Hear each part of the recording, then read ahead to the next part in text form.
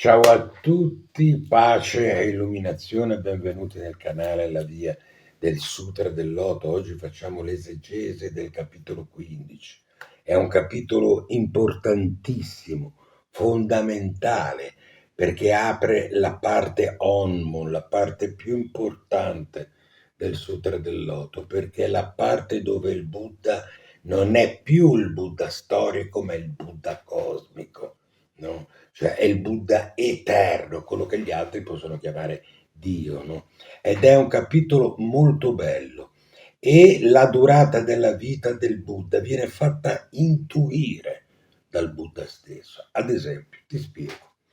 Allora, a un certo punto del sutra, mentre il Buddha sta insegnando, la terra si apre e da essa emergono milioni e milioni di bodhisattva, esseri illuminati che si sono impegnati ad aiutare tutti gli esseri senzienti. Sono enormi, enormi nel numero, sono bellissimi, pieni di luce. Tutti chiedono al Buddha, ma chi ha istruito questi esseri? Ma da dove vengano? Il Buddha tranquillamente sta un po' in silenzio e dice, li ho istruiti io fin dal tempo senza inizio. A quel punto le persone che ha di fronte rimangono, dicono, ma com'è possibile? Com'è possibile che lui abbia potuto fare questo, no? Questo sconvolge gli ascoltatori, perché il Buddha storico Shakyamuni era apparentemente un uomo comune, che si era illuminato pochi decenni prima. Come poteva aver istruito esseri così innumerevoli da tempi così remoti?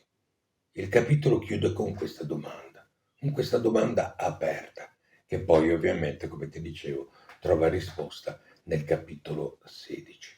La terra, vedi, di questo capitolo simboleggia il profondo della nostra esistenza. Non il cielo, non un luogo lontano e magico. Gli esseri illuminati non scendono dall'alto, salgono dal basso, questo è molto importante, dalla realtà concreta, dalla quotidianità escono.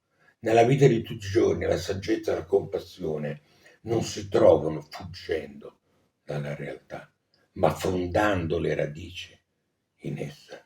Chi cresce spiritualmente non si stacca dal mondo, ci si immerge più profondamente, potremmo dire, con occhi, diciamo, con occhi nuovi. Quando Buddha dice io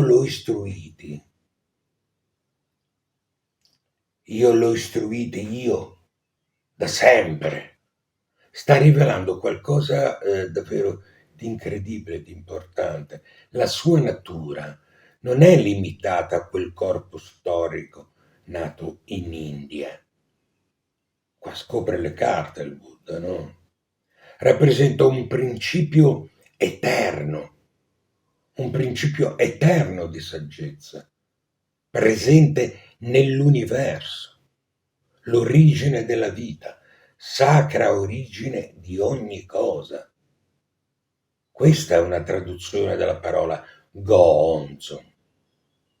Il Gonzo è questo Buddha qua, è questa energia genitrice di tutto, è quello che i cristiani chiamano Dio. Capisci? Questo è molto importante che tu lo tenga a presente per capire cos'è realmente il Gonzo. Perché altrimenti la gente pensa che sia soltanto un insieme di ideogrammi. Ma cosa rappresentano? Perché ci sono tutti quei personaggi? Perché tutti questi personaggi, un pezzo di uno, un pezzo dell'altro, compongono l'universo, la ragione della vita, la sacra origine di ogni cosa. Questo è il Gonzo. Capisci? Questo è il gonzo. Per quello che il gonzo va consacrato. Per quello che un gonzo che non è consacrato è un quadro e non un gonzo. Per questo motivo qua. Il testo sottolinea che questi esseri sono innumerevoli. Più delle particelle di sabbia di infiniti fiumi Gange. Cioè, Questo è un modo di dire indiano per dire infinito. Questo numero esagerato non è, diciamo, un numero fantastico, vuol dire che il potenziale di illuminazione è in ogni essere, ovunque, senza eccezione, al di là di tutto. Nella vita di tutti i giorni significa che chiunque incontri oggi, il vicino di casa, il collega difficile, lo sconosciuto sul bus, porta dentro di sé questo seme, quindi rispetto. Trattare gli altri con rispetto e riconoscere questa dignità nascosta. Ed è seriamente questo praticare il buddismo del Sutra del Loto. Se tu non fai questo, non sei un credente del Sutra del Loto, sei un nemico del Sutra del Loto. Tienilo a mente. Il capitolo finisce con una domanda irrisolta. Com'è possibile tutto questo? Questa sospensione è ovviamente è intenzionale, no? Perché dopo c'è il capitolo 16, no? Il Sutra del Loto non vuole dare tutte le risposte subito. Vuole che il lettore rimanga in uno stato di meraviglia e di interrogazione. L'interrogazione, diciamo, bello attivo che ascolti. Nella vita di tutti i giorni vuol dire non tutte le domande profonde hanno bisogno di una risposta immediata. Sapere stare nell'incertezza, nella meraviglia, senza ansia, è essa stessa una forma di maturità spirituale. No? La vera saggezza non cade dal cielo, emerge dalla profondità della vita ordinaria. Ognuno di noi porta dentro un potenziale immenso, coltivato attraverso esistenze innumerevoli, anche quando non lo vediamo. Questo è importante, eh? Allora, vediamo un po'. Come si fa a praticare? Perché a noi piace parlare del Sutra del Loto, ma piace, uno dice, ma il Sutra del Loto della nostra vita, cioè come io ci ho scritto un libro. Quindi, voglio dire, vai su mia edizione, te lo prendi.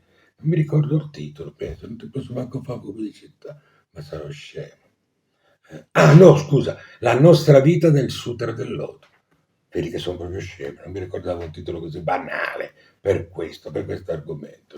È un libro che ha venduto tantissimo, un libro che lo conoscono quasi tutti, e se non lo conosci vai a prendertelo. No? Allora vediamo un po'. Come si può praticare, dicevamo, no? Al mattino la prima cosa da fare è riconoscere la terra dentro di te, cioè che tu sei radicato. Prima di alzarti, anche solo per un minuto, porta l'attenzione al corpo e pensa, sono radicato nella vita. La saggezza non viene da fuori, emerge da dentro. Questo è importante che tu te lo dica, non serve meditare un'ora, basta un respiro consapevole prima di guardare il telefono, capisci? Questo piccolo gesto ricorda che tu sei la terra da cui emerge il Bodhisattva. Non devi diventare qualcuno di diverso, devi fidarti di quello che sei già. Questo è l'insegnamento del 15° capitolo. Allora, vedere i bodhisattva nell'altro. E questo è una pratica davvero molto importante che la maggior parte degli indigenisti ovviamente fa, cioè vede il bodhisattva soltanto in se stesso, come sento dire dai credenti shock, ma tanto siamo tutti bodhisattva, ma ragazzi, ma per essere bodhisattva bisogna avere fatto pratiche su pratiche, aver dato il sangue, per essere delle persone che anche quando le piccano, come fa nel Bodhisattva Pugio, che dice non dicano niente. Quindi siamo tutti Bodhisattva, siamo tutti Buddha, ma siamo tutti dei coglioni. Parliamoci chiaro, dai, diciamocela com'è la cosa. No? Con le persone che ami, ad esempio, quando parli con qualcuno di caro, prova a chiederti cosa sta cercando di far emergere questa persona da dentro di sé. Quindi invece di giudicare il comportamento, cerca di vedere un pochettino più al di là, no? Il seme nascosto, il seme nascosto sotto a tutto questo, no? Quelle persone difficili, quelle sono le più difficili. Questa è la vera palestra, no? Quando qualcuno ti irrita, ti delude, ti attacca, al capitolo 15 ti chiede una cosa radicale, ricordare che anche quell'essere ha dentro di sé un potenziale immenso, semplicemente ancora sepolto. Non significa accettare tutto passivamente, ma non ridurre mai una persona al suo comportamento peggiore. In pratica, giudica te stesso, non gli altri. Quando una persona ti disturba, prima di reagire, fai un respiro e pensa, anche lei viene dalla stessa terra, anche lei viene dalla mia stessa terra. Nel lavoro, il bodhisattva emergono dalla terra, no? Non da un tempio, non da un monastero, dalla terra, dal posto più comune che esistano. Questo significa che il tuo lavoro quotidiano, anche il più banale, è già il luogo della pratica. Fai attenzione perché tanti pensano che il luogo della pratica sia soltanto davanti all'altare. No! Quello è il posto dove devi praticare di meno, perché poi la tua pratica la devi fare dal momento in cui esci di casa. Quella è la vera pratica del Sutra del Loto. Rispondere con pazienza ad una mail, ad esempio, fastidiosa, è un atto da bodhisattva. Fare bene una cosa noiosa senza che nessuno ti guardi è un atto da bodhisattva. Aiutare un collega senza aspettarti niente in cambio è un atto da bodhisattva, no? Non cercare momenti speciali. Il momento speciale è questo, capisci? Allora, nei momenti di crisi, vediamo un pochettino, no? Significa affidarsi alla profondità. Il capitolo 15 ti invoglia a fare questo. Quando tutto sembra andare storto, il capitolo 15 offre un'immagine potente. La terra non crolla, da essa emerge qualcosa di nuovo. In pratica, non fuggire dal dolore cercando distrazioni immediate. No. Chiedi cosa sta cercando di emergere da questa situazione. Cosa mi sta dicendo il Buddha? Fidati che dentro di te c'è una risorsa più profonda di quella che vedi in superficie. No? Questo non è un ottimismo ingenuo, credimi, è la convinzione che ogni crisi, se attraversata con consapevolezza, fa emergere qualcosa che prima era sepolto. No? Ora vediamo quando nella vita c'è delle domande senza risposta. No? Allora, il capitolo 15 finisce con una domanda aperta. Ma com'è possibile, dice? Nessuna risposta immediata. Questo è già una pratica. Aspettare e dire, ma come mai? Nella vita moderna siamo abituati a risolvere tutto in fretta, credimi. Google, l'intelligenza artificiale, il consiglio dell'esperto, ma alcune domande profonde non si risolvono, si abitano, come diceva quello là.